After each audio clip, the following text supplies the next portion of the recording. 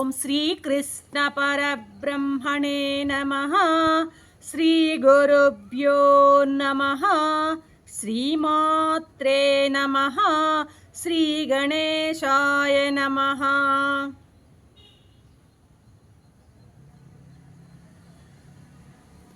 ప్రియాత్మ బంధువులారా, నిత్య జీవితంలో భగవద్గీత 531వ భాగము 18వ అధ్యాయం మోక్ష సన్యాస యోగం. ఇప్పటి వరకు 41వ శ్లోకం నుండి 48వ శ్లోకం వరకు కూడాను కర్మయోగం యొక్క విచారాన్ని చెప్పడం జరిగింది స్వామి చేత. ఇక ఈ 49వ శ్లోకం నుండి భగవానుడు జ్ఞానయోగ విచారాన్ని ప్రారంభిస్తున్నారు. జ్ఞానయోగాన్ని గురించి చెప్పడం ప్రారంభిస్తున్నారు. ఏం చెప్తున్నారు స్వామి ఇక్కడంటే, సంగదోషాన్ని ఫలదోషాన్ని వదిలి నిష్కామ బుద్ధితో స్వధర్మ పరిపాలనం చేస్తూ అంతఃకరణ శుద్ధి పొందినటువంటి అధికారైన వాడు ఏ విధంగా ధ్యానయోగము, పరాభక్తి, అదేవిధంగా జ్ఞానభక్తి, సమదర్శనాలను, శుద్ధాత్మ సాక్షాత్కారాన్ని పొందగలుగుతాడో ఆ విధానాన్ని చెప్పబోతున్నాడు. చాలా పెద్దదిగా చెప్పాం, ఉపోద్ఘాతమే గొప్పగా ఉందన్నమాట. సరే, ఏం చెప్తున్నారో వివరాల్లోకి మనం వెళదాం. ఏమంటున్నాడు 49లో, అసక్త బుద్ధి సర్వత్రా జితాత్మా విగత స్పృహ నైష్కర్మ్య సిద్ధిం పరమాం సన్యాసేనాధిగచ్చతి అంటున్నారు స్వామి. అర్జున, సర్వ విషయాలయందు ఆసక్తి లేక మనస్సును జయించి కోరికలు పూర్తిగా నశించిన వాడై, కోరికలు లేనివాడైనటువంటి మానవుడు విషయాలందు ఆసక్తి పోగొట్టుకోవాలి, మనోజయం కావాలి. కోరికలు మనసులో లేకుండా ఉన్నటువంటి మానవుడు ఎవడైతే ఉన్నాడో అటువంటి మానవుడు జ్ఞాన మార్గం చేత సర్వోత్కృష్టమైనటువంటి ఆత్మస్థితిని పొందుతున్నాడు అన్నది ఈ శ్లోకం యొక్క అర్థం అన్నమాట. అర్జున, జగత్ అనేది క్రియాకారక ఫలమై ఉంది. Cause and effect. క్రియాకారక ఫలం అంటే కాజు, ఎఫెక్ట్. ఈ ప్రపంచం అంతా కూడాను కాజ్ అండ్ ఎఫెక్ట్ అనేటువంటి ఆ సూత్రం మీదే ఆధారపడి పనిచేస్తుంటుంది.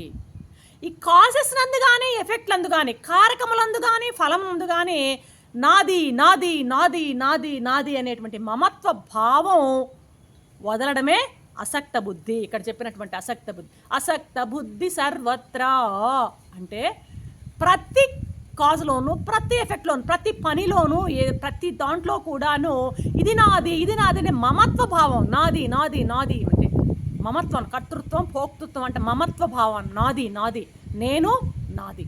నేను అన్నది లోపల ఆ మిగతా ప్రపంచం అంతా నాది. నా శరీరము, నా ప్రాణాలు, నా ఇంద్రియాలు, నా మనస్సు, నా బుద్ధి అక్కడి వరకు పోతుంది. నా ఆలోచనల నుండి నా శరీరం వరకు. శరీరం దాటితే చుట్టూ ఉన్న ప్రపంచం అంతా నాది కిందకే వస్తుంది. నేను ఒకటి, మిగతా 99 నాది అన్నమాట. కాబట్టి ఈ నాది నాది అనే బుద్ధిని వదలడమే అసక్త బుద్ధి.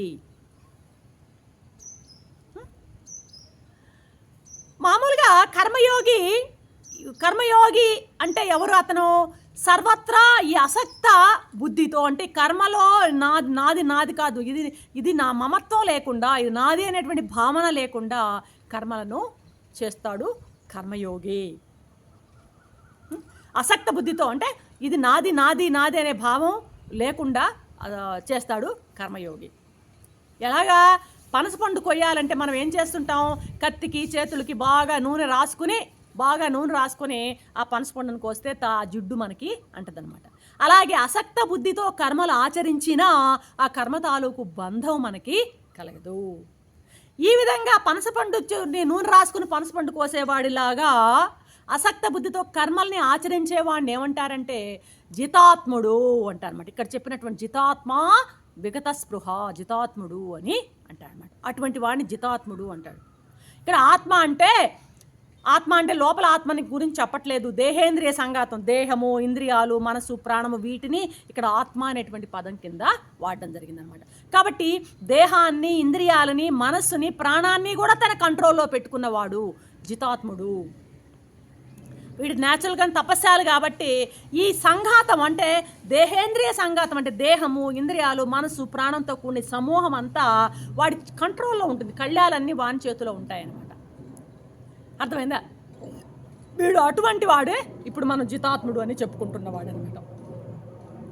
ఇక స్పృహలను, కోరికలను బాగా అణిచేశాడు, శాంతింపజేశాడు అనమాట. కాబట్టి విగత స్పృహుడు, జితాత్మ విగత స్పృహ, విగత స్పృహుడయ్యాడు. మనసు వీడికి ఎలా ఉందంటే ప్రశాంతంగా వాహినిలాగా ఉన్నదనమాట. కల్లోల సముద్రంలాగా లేదు, ప్రశాంత వాహిని అయిపోయింది మనసు వీడికి. ఎప్పుడైతే మనసును గెలిచాడో వాడు మాయను గెలిచినట్టే, అంతే కదా. మాయ ఏంటి? మనసే కదా. మాయ అంటే అవిద్య అంటే మనసే కదా, ప్రకృతికి సంబంధించిన జనితమైనటువంటిది. మనసును గెలిచాడు అంటే వాడు మాయని గెలిచిన వాడయ్యాడు. అటువంటి కర్మయోగికి సన్యాసం, నైష్కర్మ్య సిద్ధి పరమం. ఆ సన్యాసం గచ్చతి, సన్యాసం లభించింది. ఏంటి సన్యాసం అంటే? నిష్క్రియ అయినటువంటి బ్రహ్మ వస్తువును తన స్వరూపంగా ఎరుగుతున్నాడు. ఆ లోపల ఉన్నటువంటి ఆ నిష్క్రియమైనటువంటి ఆ కూటస్థుడైనటువంటి ఆ యొక్క ఆత్మస్వరూపం నేనే అన్న భావాన్ని ఎరుగుతున్నాడు. ఇదే ఇక్కడ సన్యాసం అన్నమాట. ఈ లోపల ఉన్నటువంటి ప్రత్యేక ఆత్మస్వరూపాన్ని నేనే, లోపల ఉండడమే కాదు ప్రపంచం అంతా విస్తరించి నేను ప్రపంచంలాగా ప్రకటన అయి కనిపిస్తున్నది కూడా నేనే, పరమాత్మే. ఉన్నది ఒకటే, రెండు కాదు. మళ్ళీ ప్రత్యేగాత్మ పరమాత్మ వేరు వేరు లేరు. ఆ ప్రత్యేగాత్మే ఈ బంధనాలని ఛేదించుకుని బయట వస్తే అదే పరమాత్మ అన్నమాట.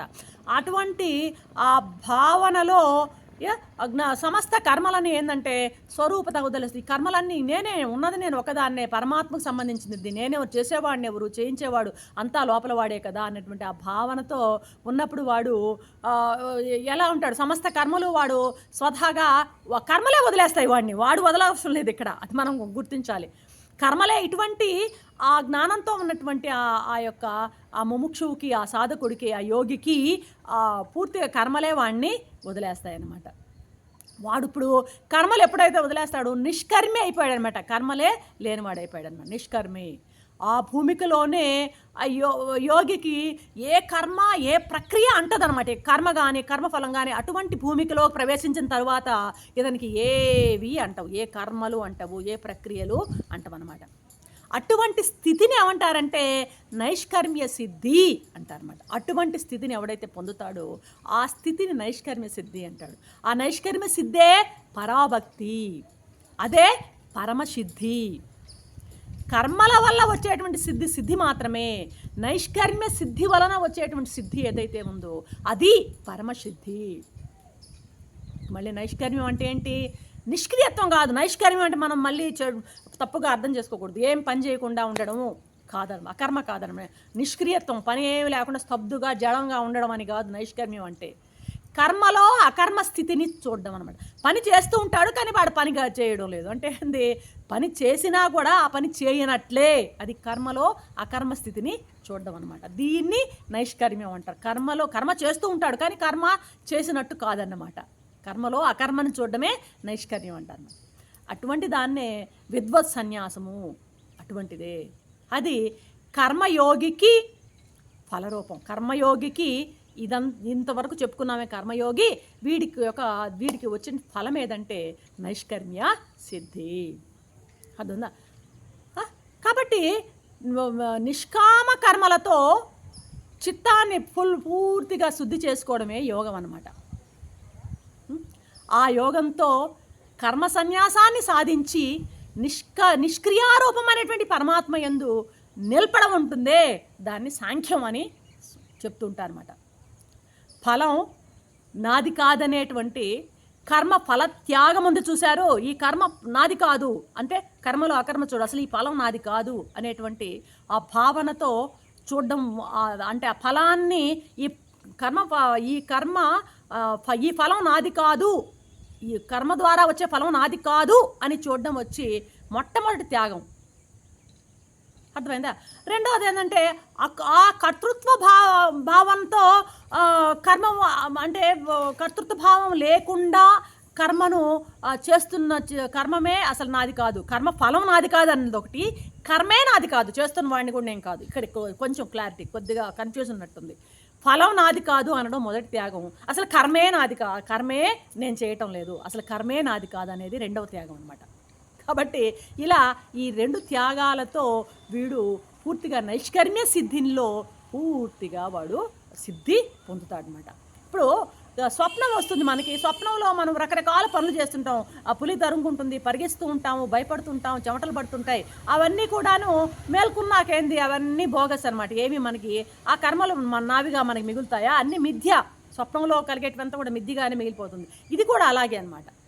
మొదట సిద్ధి కలుగుతుంది, తర్వాత సంసిద్ధి కలుగుతుంది. మొదట కర్మయోగం సిద్ధిస్తుంది, రెండవది జ్ఞానయోగంగా అది పరిణమిస్తుంది. కర్మయోగం బాగా సిద్ధించిన తర్వాత అదే జ్ఞానయోగంగా పరిణమిస్తుంది అని చెప్తున్నారు స్వామి. ఇందులో కొంచెం కొద్దిగా ఒకటికి 2 సార్లు వింటే ఈ యొక్క కాన్సెప్ట్ మనకు బాగా అర్థమవుతుంది. రేపటి ఎపిసోడ్లో మరొక అంశంతో మీ ముందుంటాను.